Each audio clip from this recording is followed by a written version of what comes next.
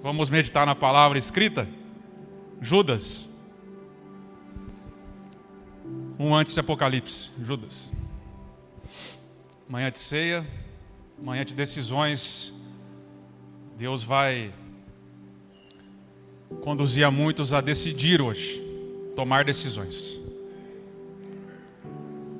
Então não endureça o seu coração se você ouvir a voz do Senhor hoje.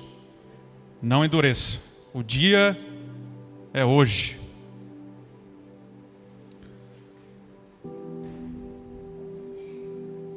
Pastor, sim, minha Bíblia, faz favor, né?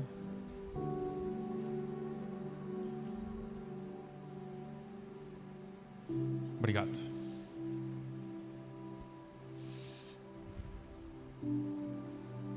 Só a Bíblia que eu esqueci, né? Detalhe básico.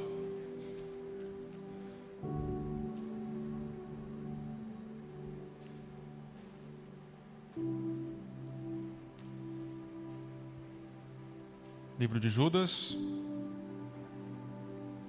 do verso 1 em diante aí, eu vou pulando e vou avisando vocês, tá?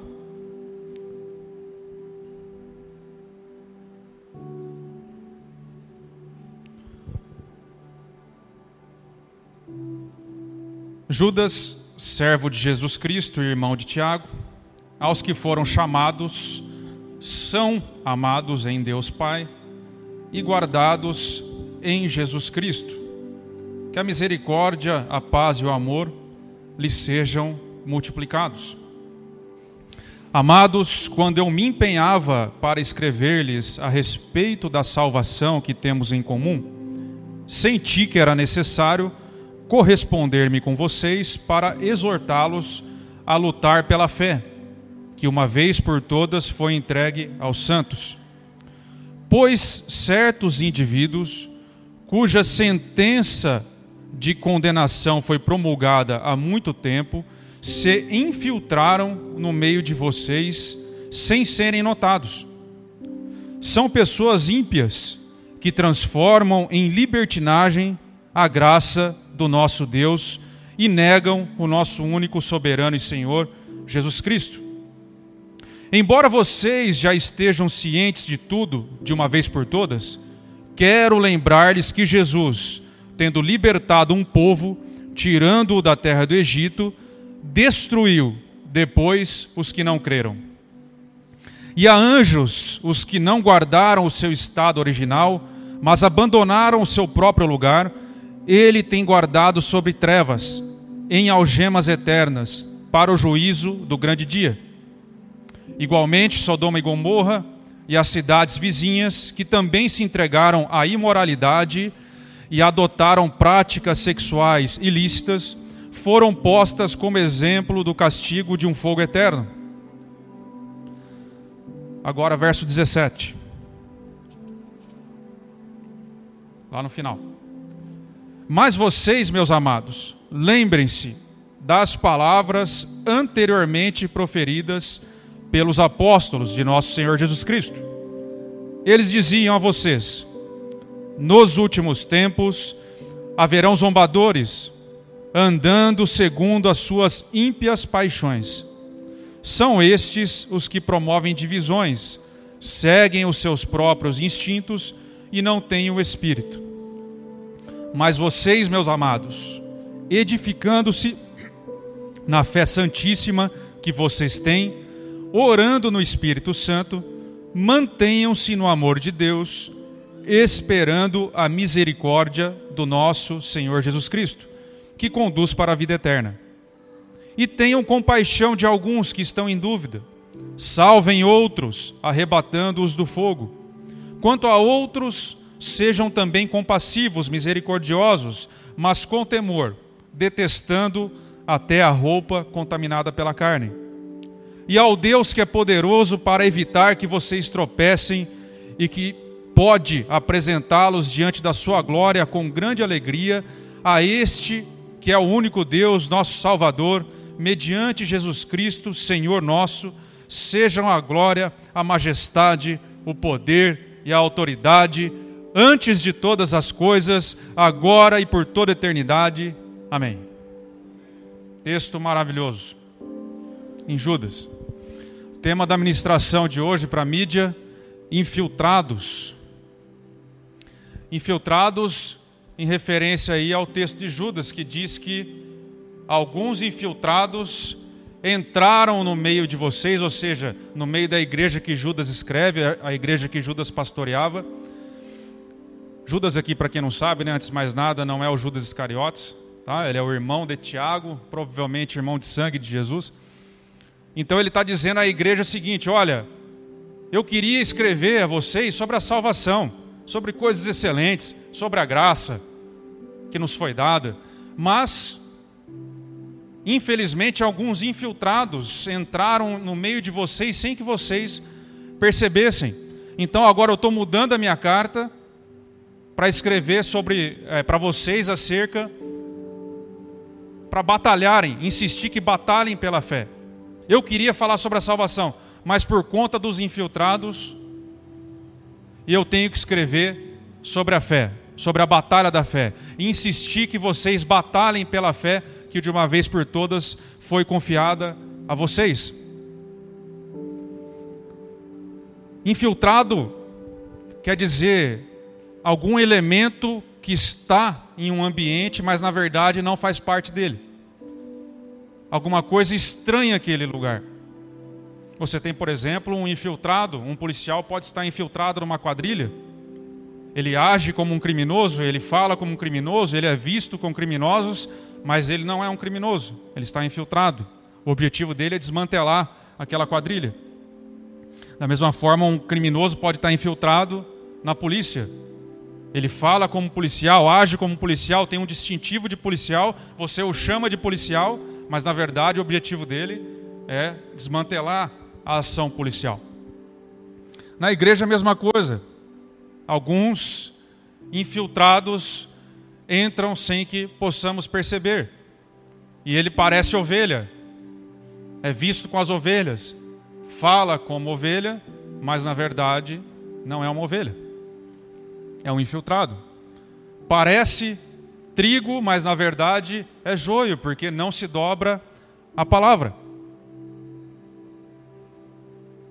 Na igreja existem os infiltrados, como Judas identifica.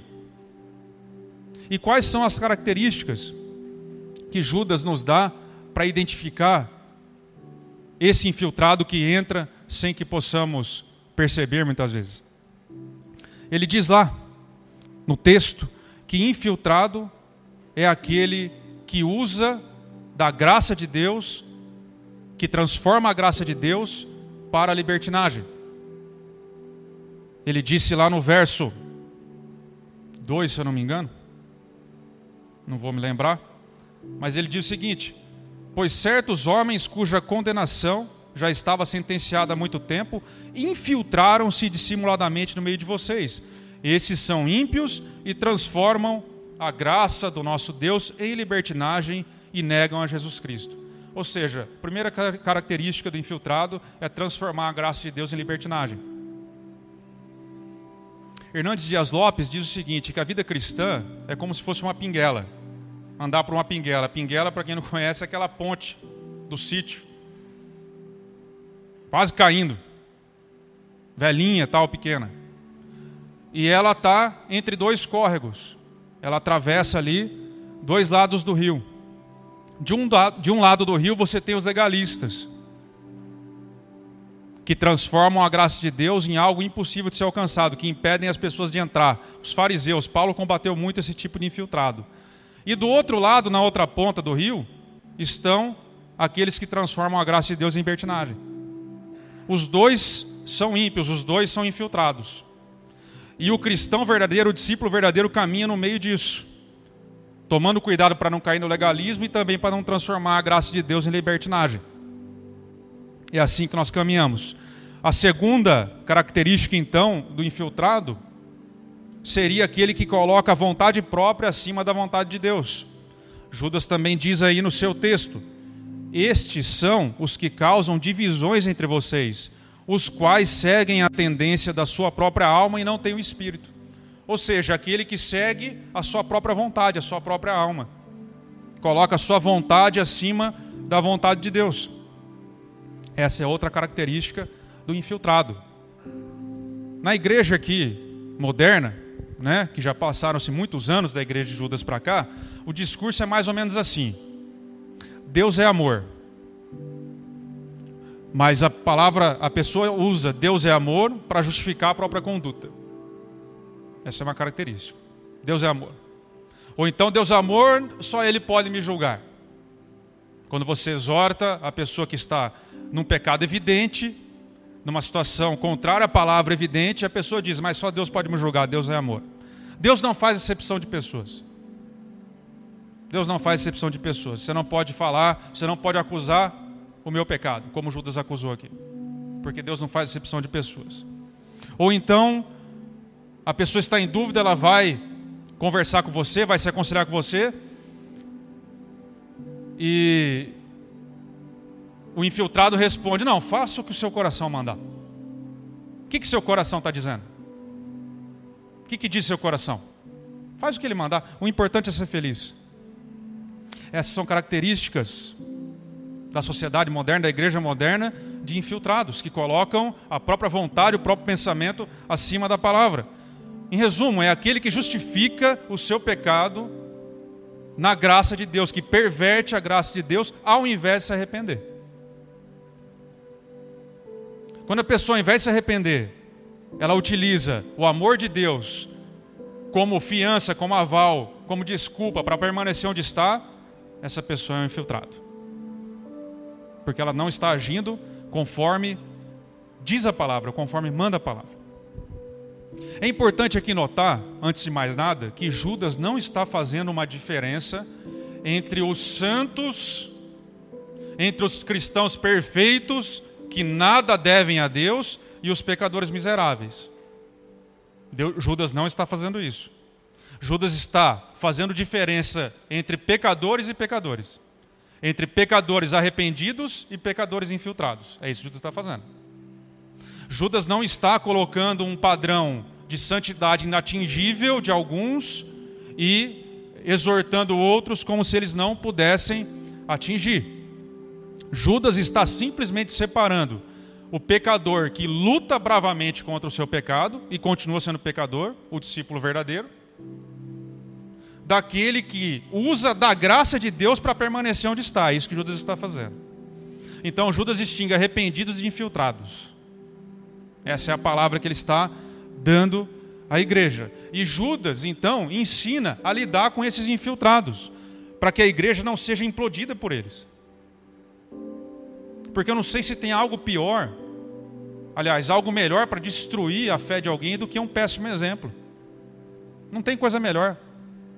Não tem coisa melhor para você afastar alguém do que um péssimo exemplo.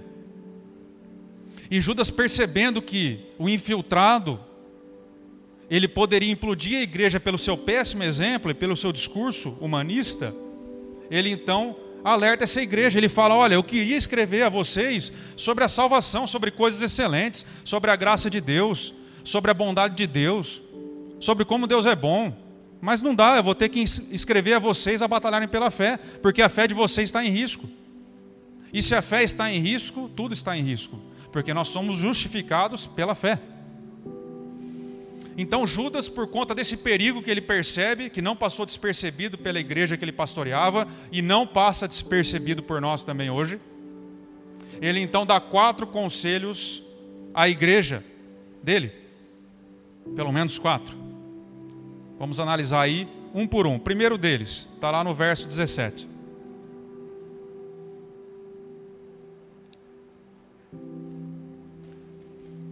Judas diz assim, ó: todavia, amados, lembrem-se do que foi predito pelos apóstolos do nosso Senhor.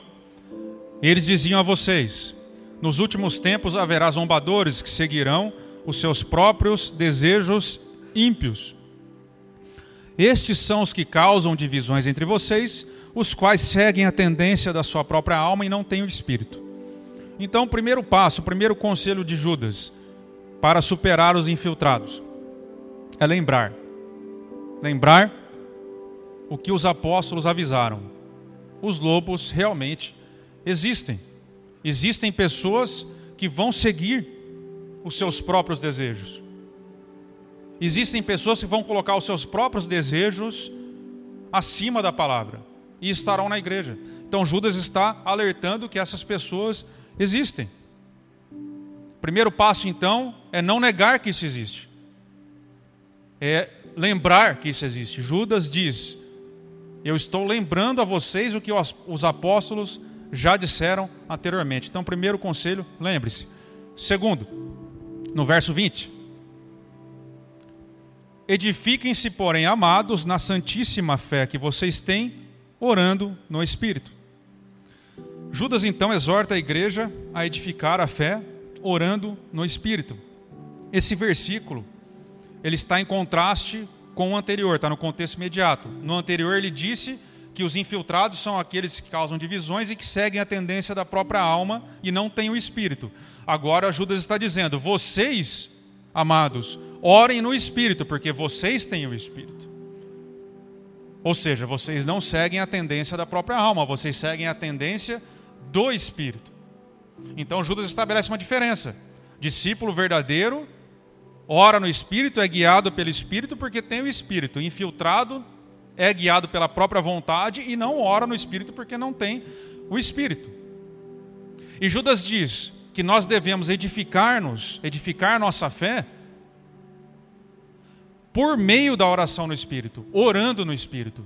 Edificamos a fé orando no Espírito.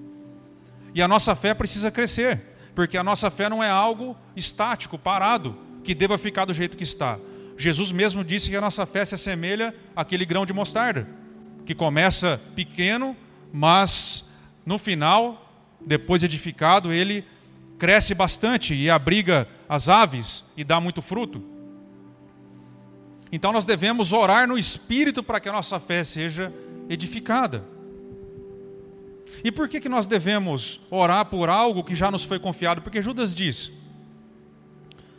batalhem, insisto que batalhem pela fé que de uma vez por todas já foi confiada aos santos. Se já nos foi entregue, por que nós devemos batalhar por ela? Porque é óbvio, irmãos, Deus nos deu a fé, nos deu a salvação de uma vez por todas, nós temos segurança nisso, mas ao mesmo tempo também Deus nos deu as batalhas para perseverarmos.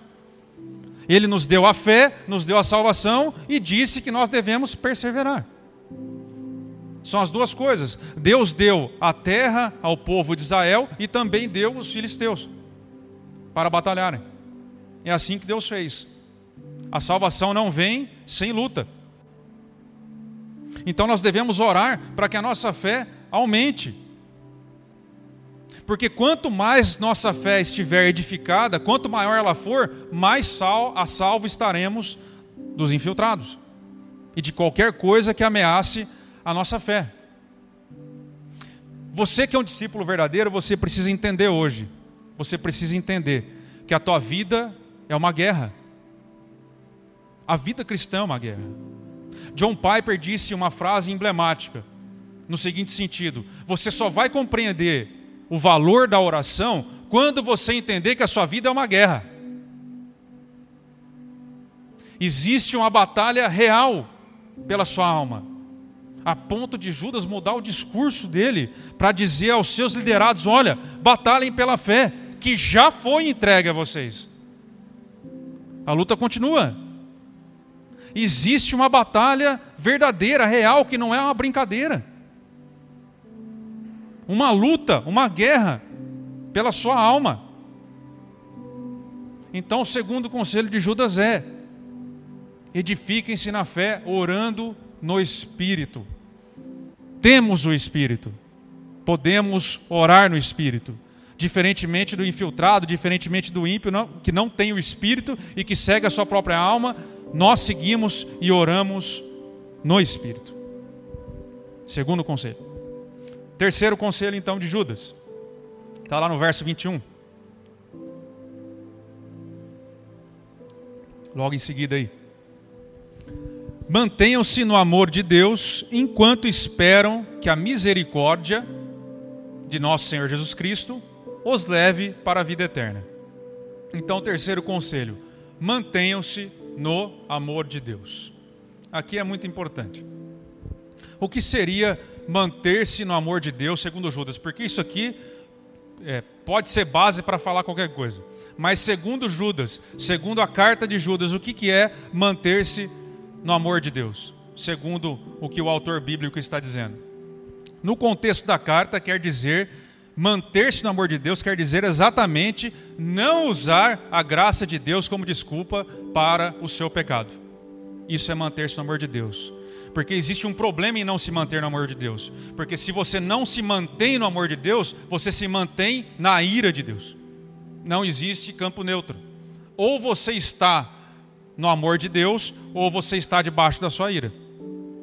Ou você é amigo de Deus, ou você é inimigo de Deus.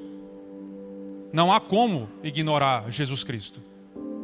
Você pode ignorar qualquer filósofo, você pode ignorar qualquer pensador, você pode ignorar qualquer descoberta científica, você pode ignorar qualquer evidência, mas esse homem você não pode ignorar. Ou você o recebe como Deus, ou nada feito. Ou você se mantém debaixo do amor de Deus, ou você está debaixo da sua ira. Então aqueles que se mantêm no amor de Deus podem ter certeza da vida eterna. Aqueles que não usam da graça para justificar sua conduta, ao contrário, usam da graça como incentivo para continuar separando-se mais, para continuar se parecendo mais com Jesus, para continuar se amoldando à palavra, para continuar caminhando no caminho que Deus propõe. Esse pode ter segurança, porque das mãos de Jesus ninguém tira você. Agora nós afirmamos isso, que pode ter segurança, mas nós negamos na comunidade veementemente que essa segurança seja algo desleixado. Algo em que você simplesmente recebe e pronto. Então quer dizer que eu estou salvo? Pronto. Maravilha. Eu posso então fazer o que eu quiser. Não. Você é salvo para ser escravo de Cristo. Você é salvo do pecado para agora servir a esse Senhor. E se você age de forma contrária, se você usa do amor de Deus para justificar o seu pecado, seja ele qual for, você na verdade está provando que é um infiltrado e que não está se mantendo no amor de Deus. Ao contrário, você está provando que está debaixo da ira de Deus. Você está provando que você nada compreendeu. Porque um eleito, um verdadeiro eleito, ele já acha que peca demais do que deveria. Já acha que peca demais. Você nunca vai ver um eleito dizendo: nossa, que bom que Jesus me salvou. Agora eu vou viver do jeito que eu bem entendo. O amor de Deus os constrange. Aquele a quem Deus alcançou é constrangido ao olhar para si mesmo. Ele olha para a palavra, que é esse espelho que nos lê. E agora ele diz: eu sou um miserável. Eu preciso de um Salvador fora de mim. Eu preciso seguir o Mestre. Eu quero ser livre de quem eu sou. Senhor, me livra de mim mesmo. É isso que um eleito diz. Mantenham-se no amor de Deus. Essa é a terceira exortação de Judas. Quarto conselho, no verso 22.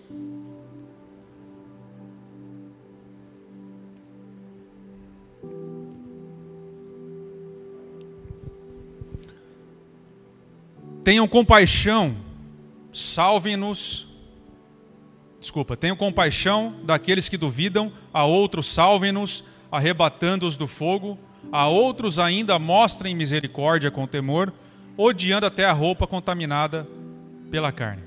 Então tenham compaixão, salvem-nos e mostrem misericórdia. Quarto conselho de Judas, para lidar com os infiltrados. Aqui é muito importante, preciso da sua atenção. Muito importante. Legal, Judas, quer dizer então que, dito tudo isso, que existem os infiltrados e o discípulo verdadeiro. Nós então que somos os discípulos verdadeiros, só podemos concluir o seguinte, que nós somos muito melhores que eles. Afinal de contas, nós temos um procedimento correto. Afinal de contas, recebemos a fé. estamos nos mantendo no amor de Deus e aqueles miseráveis estão debaixo da ira de Deus. Nós nos edificamos nossa fé na oração, porque nós temos o Espírito.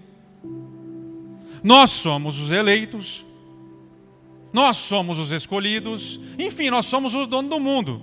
Ou se não somos o dono, pelo menos somos filho do dono. Está dando mais ou menos na mesma. Nós estamos então no círculo mais importante da face da terra. E enquanto isso, vocês infiltrados e pecadores jamais entrarão nesse círculo enquanto não forem igual a nós, enquanto não se vestirem igual a nós, enquanto não andarem como nós, enquanto não falarem como nós. Vocês fiquem aí da porta para fora, enquanto nós ficamos aqui dentro. Então, Judas, quer dizer que nós devemos expulsar do nosso meio os infiltrados a partir do momento que os identificamos. Certo, Judas? É assim? É esse o quarto conselho de Judas? É bem verdade que Judas expõe sem rodeios os infiltrados, sem rodeios. Ele diz exatamente a característica de um infiltrado, ou seja, usa a graça de Deus para transformar essa graça em libertinagem. É um infiltrado, não entendeu nada. Não entendeu o que é a graça, está pervertendo a graça. Mas ele também determina que se tenha compaixão e misericórdia e que o salve. E a razão de Judas é muito simples.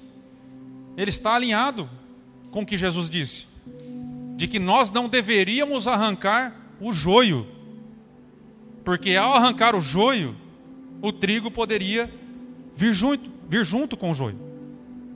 Em outras palavras, esse infiltrado que você acha que é joio pode muito bem ser trigo. Só que você não sabe julgar isso. Então essa palavra não é para ficar procurando na igreja quem é infiltrado. Não é para você ficar investigando quem é e quem não é. É para você lidar caso ele apareça. Porque Judas não está preocupado em expulsar o infiltrado. Judas está preocupado em edificar a fé do discípulo verdadeiro, para que possa trazer esse infiltrado ao caminho certo. É isso que Judas está fazendo. Então tenha compaixão, misericórdia, salve-os. Essa é a ordem para a comunidade da cruz. E como é que você pode fazer isso, você me pergunta, né? Como é possível fazer isso? Fale a verdade. Fale a verdade para o seu infiltrado favorito, que às vezes você sabe quem que é. Fala a verdade para ele. Para aquele que insiste em viver na prática do pecado, usando o amor de Deus como desculpa, como garantia para isso. Olha para ele e diz o seguinte, fala, cara, eu também sou um miserável igual a você, porque Judas não está separando o santo de pecador, ele está separando pecador arrependido de pecador infiltrado. Eu também sou um pecador igual a você, cara, eu sou um miserável também, só que eu me matei. Eu me matei. Todo dia eu me crucifico. Todo dia eu me crucifico. Eu decidi ser discípulo do crucificado. Todo dia eu crucifico a minha maldade. Todo dia eu afogo o meu velho homem nas águas do batismo. Todos os dias. Venha você também por esse caminho. Você também pode vir por esse caminho. Não fica onde você está. Venha junto, deixa a palavra enraizar no seu coração. Porque não é uma questão simplesmente de agir de um jeito A ou B, de ter um linguajar A ou B. Nós temos que parar com essas esquisitices evangélicas. Não é nada disso que a Bíblia está falando. A Bíblia está falando de deixar a palavra enraizar no seu coração e ser como Ele. Vai, não peques mais. Jesus nunca utilizou uma graça barata. O amor de Deus não é leviano. O amor de Deus requereu a morte de um inocente. O amor de Deus é tão grande e a sua justiça é do mesmo tamanho, que elas se beijaram na cruz. No momento em que o justo se entrega pelos injustos. Esse é o amor de Deus. Jesus sempre disse, vai, não peques mais. A graça não é barata, não é leviana. Judas está repetindo isso. Então deixa eu dizer algo para você, que é um infiltrado, porque você sabe que é. Essa manhã é a manhã de decisões, nós dissemos no começo. Você sabe se você age da forma como Judas escreveu.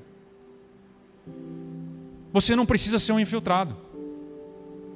Não há necessidade. Presta bem atenção em mim. Deus garante que no exato momento em que você perder a sua vida em favor do Evangelho, você a encontrará. Jesus disse que se você quiser ganhar a sua vida, você vai perder. Mas se você a perder em favor de mim e do Evangelho, você a encontrará. A palavra aqui que Jesus usou não é pneuma, é psique. Jesus estava falando da sede das vontades humanas, da sede das decisões humanas, não do espírito. Se você quiser ganhar a sua vida, ou seja, a sua alma, você vai perdê-la. Você vai ter uma vida infeliz, que vai terminar numa condenação eterna, se você seguir a tendência da sua própria alma. Mas se você negar a si mesmo, se você perder a sua vida, se você abrir mão das suas vontades, em outras palavras, por amor de mim, aí você encontrará. Quando você abandonar a si mesmo, você vai concluir. Deus promete isso, você vai concluir. Que quando você pecava, quando você usava o amor de Deus como desculpa para ficar no pecado que você está, se você o abandonar, você vai concluir que na verdade a satisfação que você buscava quando pecava, você vai encontrar quando você justamente o abandona. No momento do abandono, no exato momento do abandono de si mesmo, das suas próprias vontades, em favor do Rei, você vai perceber que você encontrou a sua vida. Essa é a promessa de Jesus. Pode parecer difícil, pode parecer impossível, porque você está nessa prática há muitos anos, porque você cresceu assim, porque a sua genética é assim, eu não sei. Mas a palavra garante que no momento em que você decidir abandonar a si mesmo, você encontrará a sua vida verdadeira. No momento em que você decidir não ser mais um infiltrado, no momento em que você decidir não seguir mais a tendência da sua alma para seguir a tendência do Espírito, você encontrará a sua vida. É isso que a palavra promete. E eu creio que a palavra é verdadeira. E eu já percebi e experimentei que a palavra é verdadeira. Porque assim como qualquer um, eu também preciso abandonar a mim mesmo. Assim como qualquer um aqui ou que me ouve, eu também preciso. Da mesma forma. E esse ponto do abandono é justamente o ponto central da questão. Do que Deus quer de nós. Porque não é simplesmente uma questão de fazer certo ou errado, como já dissemos. É muito mais profundo do que isso. Muito mais profundo. Veja bem, meus irmãos, Deus poderia simplesmente, no momento em que você recebe o Espírito e se converte, se arrepende, Ele poderia simplesmente tirar todo o desejo ruim de você. Você poderia não desejar mais. E resolvido o problema. Não ia ter essa luta. Mas por que essa luta permanece? Porque nós passamos a vida inteira lutando contra as nossas próprias vontades. Por que Deus não tira de uma vez por todas isso? Porque Deus ama fazer da nossa vida uma tragédia? Será que é isso? Por que Deus não facilita para nós? Ele não faz isso, amados, por uma razão muito simples. Porque Deus não é um santo milagreiro. Deus não é um curandeiro que simplesmente cura e cada um para o seu lado. Não. Ele é o Deus que depois de ter ido à cruz pelos seus pecados, agora quer o seu coração. É por isso que Ele simplesmente não tira. E Ele quer o seu coração espontaneamente. Ele pede o seu coração. Perca a sua vida em favor de mim. É por isso que Ele simplesmente não tira. Porque agora Ele quer que você entregue a Ele o seu coração, depois de Ele ter entregado o coração dele a você. É isso que Ele está pedindo. É isso que você precisa fazer. Quando Deus pede Isaac no altar, no Monte Moriá, Ele não queria Isaac coisa nenhuma. Ele queria o coração de Abraão. Tanto é que Isaac não é sacrificado e nem seria. Porque Deus não é Moloque, que exige sacrifícios de crianças. Deus não é a favor do aborto, da morte. É o Deus da vida. O que ele queria era o coração de Abraão. E Abraão, no momento em que nega a si mesmo e entrega e perde a sua vida, perde o seu único filho em favor do rei, em favor do evangelho, em favor daquele que vive, quando ele abre mão de si mesmo, ele encontra. Deus diz: pode parar, Abraão, está tudo certo. Agora eu sei. Agora eu sei que você realmente, que o seu coração realmente está em mim. Como é que Deus poderia saber se o seu coração está realmente nele? Não fossem as suas decisões de abandonar a si mesmo, que é mais precioso para você às vezes? Nunca saberia. Depois de Deus ter entregue o seu coração, Ele quer que você entregue o seu a Ele. Abandone a si mesmo para ser como Ele.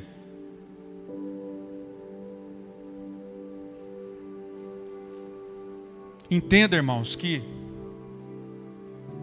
por trás da exigência de Jesus, por trás do mandamento, está o próprio Deus. E esse Deus é melhor do que a própria vida. Ele está lá, no exato ponto do abandono de si mesmo.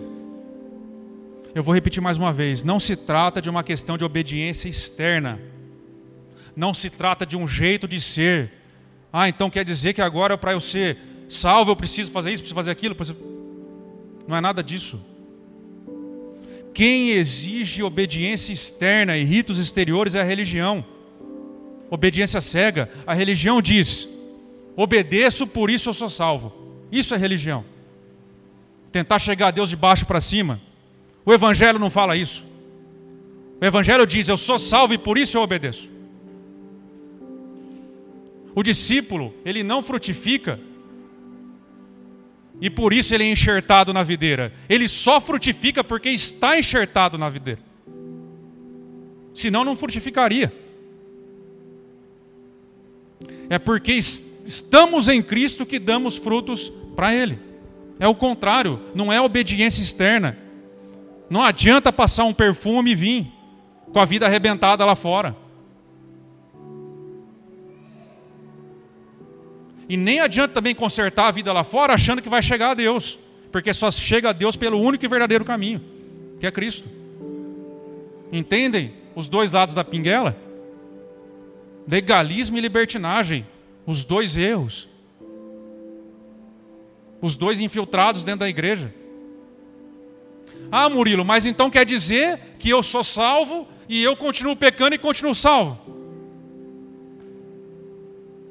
Não é assim que todo salvo foi salvo desde que o homem é homem? Ou alguém foi salvo sem cometer pecado? Ou alguém não peca mais depois que aceita a fé, que acolhe a fé? Todos somos pecadores e aquele que não peca faz de Deus um mentiroso, disse João. É óbvio que é assim. Todos nós continuamos sendo pecadores. Depois de recebermos a Cristo, depois de nos arrependermos, continuamos pecando. É exatamente isso. O problema da igreja é que em algum momento começou a achar que Judas fez diferença entre santos e miseráveis, infiltrados. A diferença é entre pecador arrependido e infiltrado. Todo mundo é pecador. Não tem diferença. A diferença é que nós lutamos contra as nossas próprias vontades, que ainda estão aí e vão permanecer aí muito provavelmente pelo resto da vida. Deus pode tirar ou não. Nós não sabemos. Então o problema não é ser pecador, um pecador arrependido. O problema é ser infiltrado. O problema é usar a graça de Deus, o amor de Deus como desculpa para satisfazer o próprio coração. Esse é o problema. Viver para satisfazer os desejos do seu coração é o pior erro que você pode cometer na sua vida. Porque viver para satisfazer os desejos do seu coração vai te conduzir à morte eterna. Se você segue a tendência da sua alma, o seu final não será bom. O nosso coração é algo interessantíssimo à luz da palavra.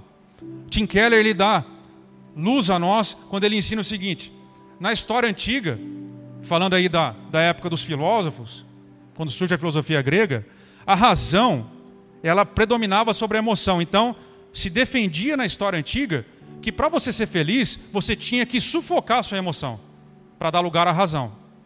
Então, as coisas como sofrimento e assim, não estou legal hoje, isso aí é tudo bobagem. Esquece, isso aí é bobagem. Você precisa usar a razão para superar isso. Na outra ponta da história hoje, na pós-modernidade, é o oposto, né?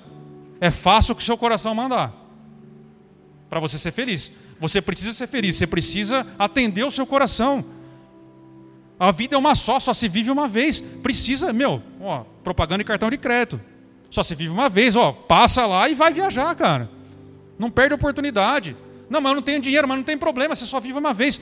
Faz o que o teu coração mandar. Seu coração está mandando você ir para lá? Vai para lá, viaja. Seu coração está mandando você casar com fulano? Casa. Faz o seu coração mandar. Não precisa. É o oposto. A emoção sobre a razão. O que o cristianismo fala sobre isso? Ele nos dá a terceira via, sempre, correta. O cristianismo não despreza as suas emoções. Deus não está alheio às suas emoções, sua tristeza, seu sofrimento. Tanto é que Jesus chorou ao ver Lázaro morto. Ele não ignora isso. E ao mesmo tempo a Bíblia diz para você não dar atenção e não dar vazão aos seus desejos, porque enganoso é o coração do homem. O que a Bíblia recomenda então? Que você coloque as suas emoções, o seu coração no lugar certo, ou seja, nas mãos de Deus. É nele que as nossas vontades devem descansar. É assim que Jesus ensinou. O pastor pregou aqui. Vocês se lembram? Né? Vocês se lembram bem, vocês não vão esquecer. Lá no Getsêmani. Pai, se possível, passe de mim esse cálice, mas não seja feito o quê? A minha, mas seja feita a tua vontade. O que Jesus está fazendo? Pai, eu estou triste, meu coração está triste até a morte. Ele não está negando as emoções. Mas eu não vou dar vazão a ela, seja feita a sua vontade, eu não vou fugir daqui. Eu vim cumprir um plano, eu vim fazer sua vontade, então pega o meu coração, Senhor, e seja feita a sua vontade. Jesus perdeu a sua vida para ganhá-la depois. E ele nos ensina claramente que nós devemos com urgência, hoje ainda, alinharmos a nossa vontade à vontade do Pai, ainda que isso nos mate. Porque foi o que ele fez. Nós precisamos alinhar-nos com a vontade do Pai, porque é isso que nos faz cristãos. Quando mesmo discordando de algo na palavra, nós obedecemos. Porque compreendemos que a palavra está acima de nós. Compreendemos que Deus está muito acima de nós. E que Ele é um melhor planejador que nós. Então, mesmo não compreendendo todas as coisas, nós compreendemos mesmo. Ninguém sabe todas as coisas. Um teólogo consegue explicar todas as coisas. Mesmo assim, obedecemos. Porque no final das contas, o que Deus quer fazer é levar você a compreender que o que você mais deseja é Ele mesmo. No momento do abandono do seu pecado, você vai compreender que o que você mais deseja é o próprio Cristo. Então, existe um apelo que nós queremos fazer para finalizar. Ministério de música, por favor, pode subir. Pode ficar em pé, você que se puder.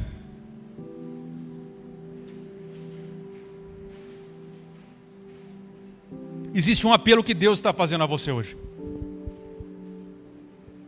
A você que entendeu que é um infiltrado. Que está agindo como um infiltrado. Deus está te convidando a fazer parte da comunidade da cruz.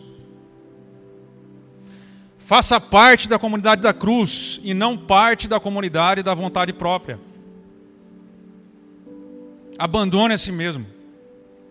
Seja um discípulo e não um infiltrado. Negue-se a si mesmo e não negue a Jesus. Morra hoje para que você viva eternamente. Você precisa morrer para viver eternamente. Não transforme mais a graça de Deus em desculpa para viver o seu pecado, para viver essa vida aqui que é um sopro. Deixa eu dizer uma coisa para você. Deus não deseja que você seja infeliz. Mas a felicidade aqui não é nada perto da glória que há de vir. Não compensa. É uma questão de cálculo. Não compensa você satisfazer o desejo do seu coração. Arrependa-se e abandone a si mesmo para que você ganhe a vida eterna. Seja um discípulo verdadeiro, não seja um infiltrado. Quero começar como eu terminei. Você precisa confiar naquele que é poderoso para impedi-los de fazer cair e para apresentá-los diante dele da sua glória sem mácula e com grande alegria. Ao único Deus, o nosso Salvador, sejam glória, majestade, poder, autoridade, mediante Jesus Cristo, nosso Senhor, antes de todos os tempos, agora e para sempre. Amém. Curve sua cabeça. Senhor, estão aqui meus irmãos numa manhã de ceia. Estão aqui, Senhor, alguns que se identificam como infiltrados. A esses, Senhor, tem misericórdia. A esses, atrai o coração deles para a Tua palavra. A esses, Senhor, ajuda-os a superar o pecado. A esses, ajuda a abandonar a si mesmos. O Senhor é tão difícil às vezes, mas o Senhor pode todas as coisas. Então livra-os de todo mal, Senhor. Livra-os de todo mal, nós queremos te pedir. Liberta, Espírito Santo de Deus. Liberta aquele que está preso em uma vida de pecado, para que possa desfrutar da sua graça e ao mesmo tempo fortalece a tua igreja, Senhor. Ao mesmo tempo os teus discípulos, que eles possam ser cheios mais uma vez do teu Espírito Santo. É assim que nós oramos e te agradecemos. Amém.